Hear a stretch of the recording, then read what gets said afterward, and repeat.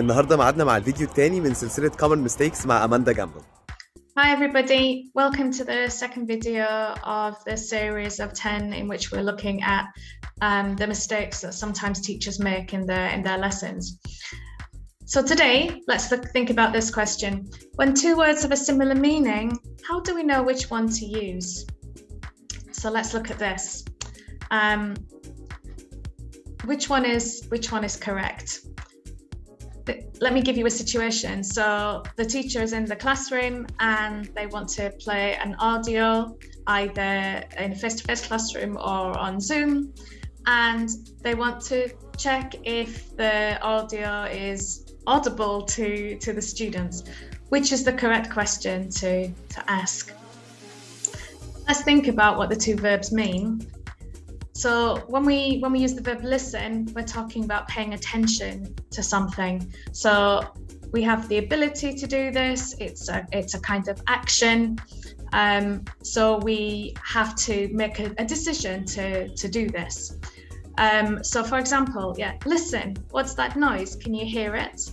When I say listen to you, I want you to pay attention to the sound. Oh, sorry, I wasn't really listening. I know you were talking, but I wasn't paying attention to the things that you were saying. I could hear you, but I wasn't paying attention.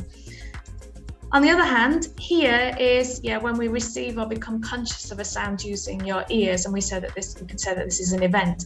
So it's something that happens, and we might not be conscious about it initially. So for example, she heard a noise outside. There was a noise. Her ears were able to perceive that sound, so she can say, I heard it. My grandfather's getting old and can't hear very well. He's having difficulties processing the sounds that are coming to his ears. Let's look at these two examples. I can't hear you, so I would be saying to you, can you speak up? So we said that, when we use the verb here, it's an event. I want you to speak more loudly so that I can understand the sounds that you're saying. In the second example, a teenager is talking to her mum. She doesn't like what her mum is saying to her. So I can't listen to your mum. You're talking rubbish. So she's making a conscious decision to not pay attention to her mum. Okay, so that deals with the meaning of the two verbs. Let's think about the pronunciation and the form. So when we say the verb listen in present tense, we say listen. That T is silent. In the past, listened. It's a regular verb that ends in the sound D. In the present tense for the other verb, hear. But when we say it in the past, it becomes heard. So the vowel sound changes, and it's important that we make sure that the students understand the difference in those two sounds. And of course, heard is an irregular verb.